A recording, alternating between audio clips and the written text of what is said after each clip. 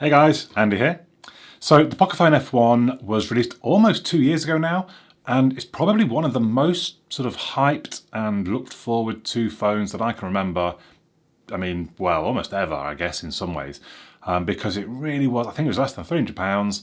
It came with the latest Qualcomm Snapdragon chipset and just all the specs you would expect from a top-end flagship device. So obviously everybody was all over it.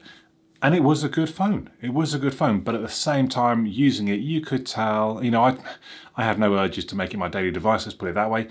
And almost 2 years later, they are finally coming out with the follow-on to that, the Pocophone F2 Pro, which I have been using for the last 7 or 8 days. And it's time for me to let you know some of my thoughts about it.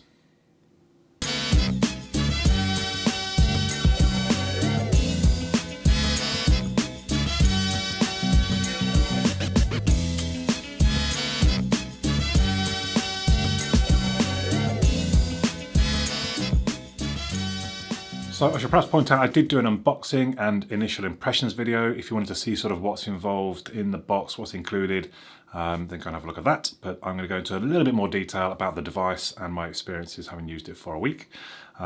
Really quick, give a shout out to my Patreon page. Please do consider going to patreon.com/AAUK. I buy all of my devices. It helps me stay impartial. I mean, actually, I'll say that like it's my choice that, I've got all these people offering to send me phones. I'm going, no, I must stay impartial. No, I'd love if people send me phones, I'm not going to lie. I would still be honest and impartial, I hope. But yeah, please do consider patreon.com/AUK. Even just a couple of dollars a month would really help out in buying all these different devices, basically. So here is the Pocophone F2 Pro. This one is Cyber Grey, it's called. It also comes neon blue, phantom white, and electric purple. It's 219 grams, so it's a pretty heavy device. It's 8.9 millimeters thick, and I would say it feels a reasonable weight in the hand. Not overly so, I mean, not really any more than my OnePlus 8 Pro, I suppose. It's got a glass front and back. I mean, you wouldn't guess that's a glass back. It kind of surprised me a little bit, to be honest. It says aluminium frame. It has the pop-up, so there's you'll see there, no notch. But it does have the pop-up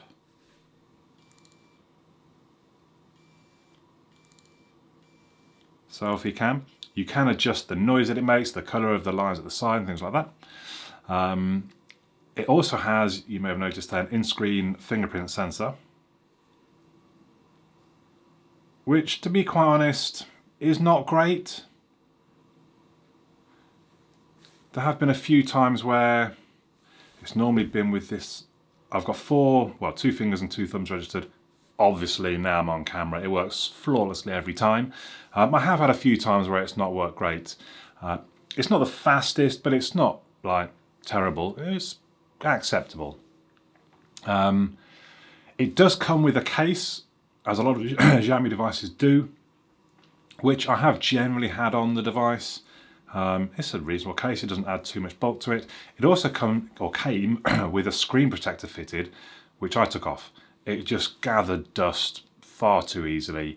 It's a really cheap and flimsy screen protector. I would rather just deal with the straight up screen, to be honest.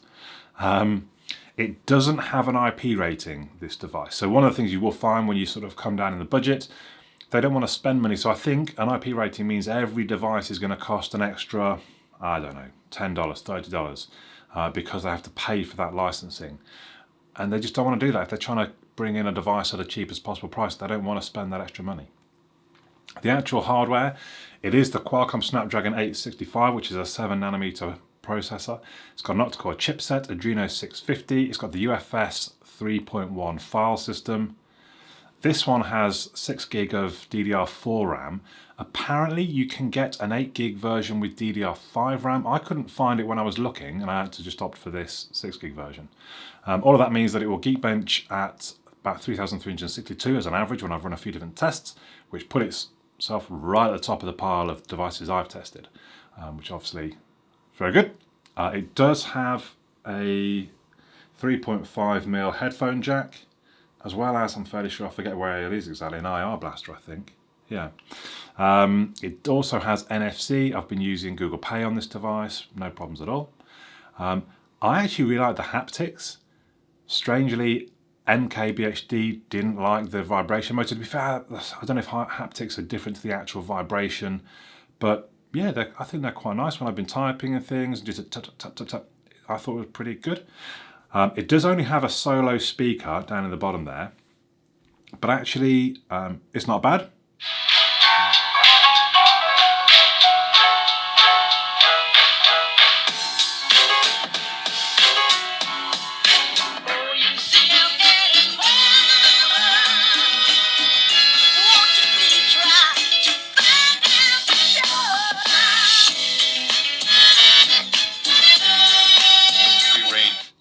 Surveillance. It also overturned a lot of the rules and laws, and now So it is only a solo speaker, but it sounds generally quite good. I like it if I'm listening to my podcast in the morning. When I'm on the phone, I use the speaker, and it scored 95.8 decibels as an average across my different sort of bits of media that I play and test on all devices, which is actually the second highest of any device ever.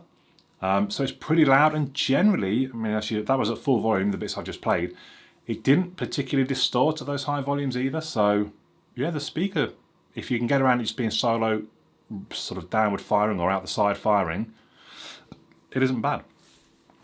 Screen, so one of the first things to notice, aside from the lack of the notch, is that it's nice and flat, which personally I do prefer. But it is 6.67 Super AMOLED. It has an 87.2% screen to body ratio, or roughly, because the bezels generally, they are pretty small.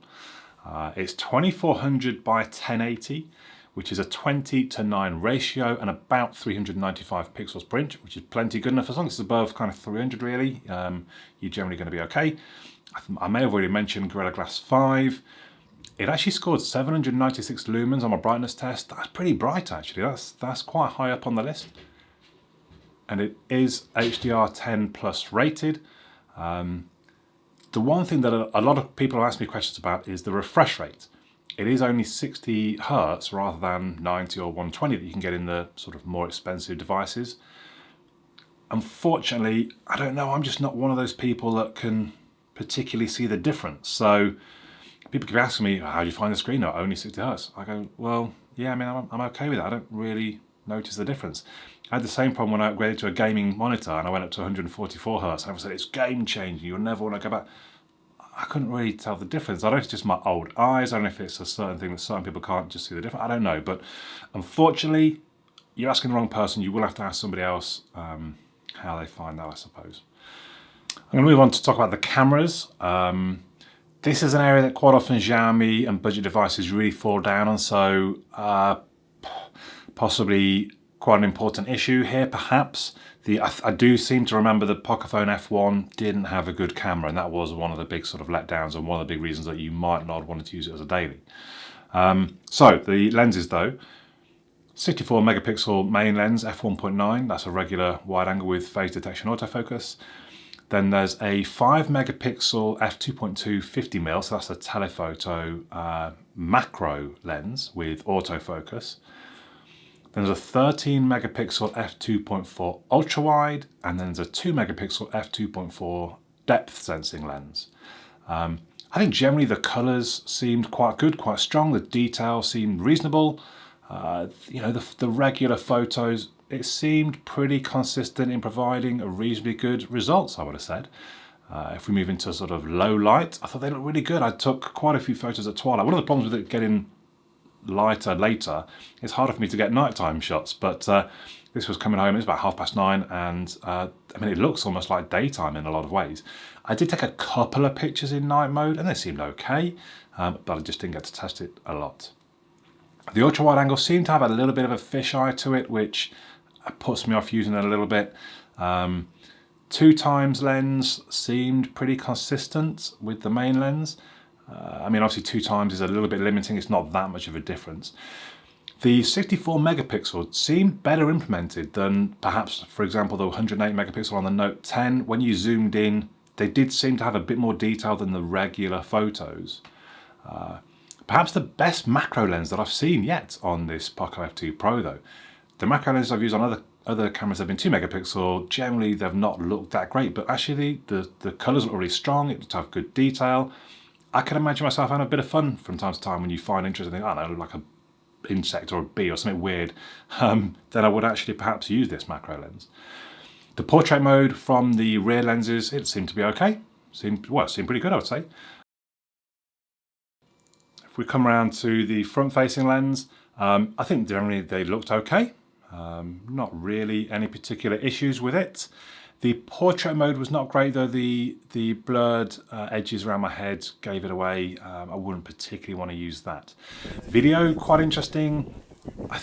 I mean, 8K, 30 frames per second, that takes some processing power. Can't really show you it in this video because this video is in 1080p. But yeah, it seemed to me that it looked pretty good. The colours seem quite accurate. Maybe a little bit faded. Maybe the colours need to pop a little bit more. The electronic image stabilization seemed to do a reasonable job. No real problems there. The front-facing camera would do 30 frames a second at 1080p. I didn't mention actually the front-facing camera is a 20 megapixel. I should have pointed that out when I showed you the photos. And then I've got a sample for the front-facing camera to show you. This is a quick sample of the front-facing camera on the Poco F2 Pro. A bit of a mic check as well, and a lovely Saturday morning out for a ride. So there you go. The cameras, I wouldn't say they were a weakness. I mean, they're not amazing, they're not a massive strength, but I would say it's pretty good. Definitely they're coming on a long way from where they have been in the past, the Xiaomi sort of budget phones. Then, I think, interestingly, we move on to software.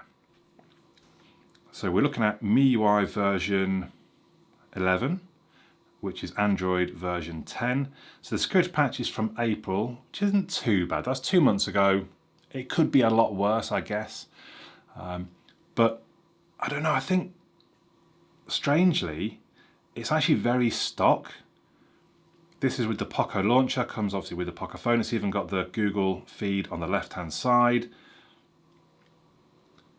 I do make use of the different themes. Let me see if I can show you real quick, switching. So this is a built-in app.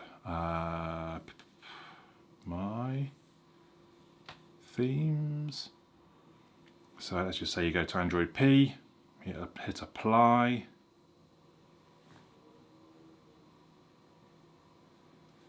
And there we go, and all of a sudden, I mean, I'm on dark mode. This is like a faux dark mode, which generally works quite well. It will apply itself across kind of any apps that it can, just changing the light colours to dark colours, and it generally works quite well. But all the icons and things will change as the theme changes. The toggles, I don't know if you noticed the difference, but even just how the notifications look. So I quite like that I can just switch that up very easily every couple of days, something to give myself a different look, really. The gestures work quite well, so I don't know. We go into Chrome, and obviously you got things like, now I did find if you swipe at the top it doesn't do back, and that caught me out quite a few times, but swipe at the bottom and you've got your back. All the normal stuff that you would expect. Gestures work well. You do need to remove the ads. So official Xiaomi stock ROMs have ads scattered all through them, but they are removable. I did make a separate video how to remove them. It doesn't take long, and I'll try and remember to throw that up in the corner for you to follow. You also need to take a little bit of time setting the device up for battery management and RAM management. There's a bit, and you're probably best off just Googling it, but you're looking for allow apps to auto start, so you can probably just search in the settings for that, and remove battery restrictions. If you go to an actual app, you can generally deal with those two things. So if there's something that you're not getting notifications from, check those two things. And you have to opt in to allow apps to show notifications on the lock screen. Also make sure you've got the right lock screen selected, because if you have, I had it so when the screen came on, I thought it was going to show notifications, but I selected the thing where it glowed down the edges of the screen. And actually that's all it did when a notification came in, was a glow down the edge of the screen. It didn't show me the notification, so I had to go to the right one to make sure it shows you the notification. There is an always on display, as you can see. That's got lots of options in the settings. Again, maybe I'll just show you that real quick. So style, and then you get lots of different options that are generally quite customizable as well. So if you went into one, you then get to, in fact, let's apply that. Apply it successfully. And there it is. So MIUI actually is kind of coming around to be a bit of a strength, which seems really weird because it's quite a stock feeling. Notifications, I have more faith that I'm getting them when I should, whereas previous Xiaomi devices in years gone by, I think the RAM management was so aggressive that I wouldn't always get my notifications. And it's just very customizable. You can switch themes. You know, it's actually quite a good OS now. It's a little bit weird. You do get some pre-installed apps like games, but most of those, so I don't know, Bubble Look, for example. If I go to App Info, I can uninstall, and it's gone. So not overly imposing. The battery, so it's a non-removable LiPo 4700 mAh battery. It does fast charging at 30 watts, although the charging brick I got was a European one with a converter. I didn't bother using it because it does have USB power delivery 3.0 and quick charge 4+. So you can use whatever you've already got, probably. It scored 94% in my hour-long test, which is pretty good. That's up there with the best devices. But if I show you very quickly the AccuBattery scores, you see there it says I can get 10 hours screen on time or sort of 34 hours of regular use. And if I go into, I keep missing that settings button. If I go into settings and we find battery and performance, battery usage stats. So you can see there, 1 day and almost 2 hours, and I've got sort of 18 hours still to go. Now my screen on time is only, well, it's 2.5 hours, which is fairly normal for me in the course of 24 hours. That's pretty impressive, I would say. You can. I mean, I haven't charged since yesterday morning. It's now 11 AM, and I'll easily get through the day if I needed to. I mean, I won't. I'll probably pop out and charge in a moment.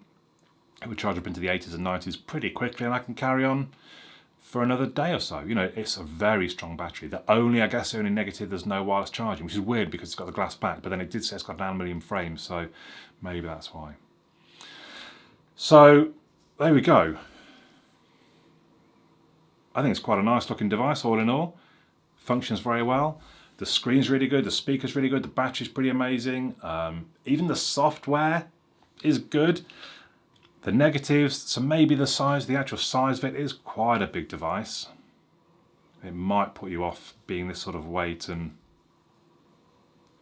thickness. The 2x zoom is a little limiting, and the screen refresh rate to some now, which is weird because they've only really come along in the last year or so, haven't they? Sort of 90 Hz and 120 Hz, but also now it seems to be a deal breaker for some people. But that might be one for you, that it's only 60 Hz. I don't think the camera's particularly an issue. It's a good device for, I think I paid £407. And I would recommend it, I think. For that sort of money, it is worthwhile. I've realised I've got kind of a new scale for when I'm reviewing devices. And it starts off sort of I need to end this review early because it really isn't a good phone. It moves on to, I'm quite happy when the review's over and I get back to my main device. Then there's let's just get the review done in the 5 or 6 days that I normally do. Then there's I'm in no hurry to get this review finished. I'm sort of quite enjoying using the device, all the way up to, this is now my new daily. And I think this one fits into the sort of, I'm in no particular hurry. Someone did make a comment on the unboxing video, so we know it must be good because you haven't done the review video yet. To an extent, it's true, but at the same time, I've just been quite busy. I've not really had the time. And I did want to make sure I used it for a long enough period to then do the review. I could have probably squashed it out a bit earlier, but I don't want to do that. But yeah, it's a good device that I was not sort of, there are some times when I'm reviewing a device where I might have one particular thing going on where I think, well, do you know what, I need to take my main device just to be sure that I've got a good device, be it a good camera or whatever, or just to get the notifications or whatever. That wasn't the case with this. I generally use this for everything that I did over the last 7 or 8 days. So yeah, the Pocophone F2 gets a couple of thumbs up from me. Thank you for watching. Do check out my Patreon page. Do consider donating, please. Obviously, make sure you subscribe if you haven't already. Give this video a thumbs up. Check out other videos on my channel. But for now, my name's Andy, and I'll catch you all again soon.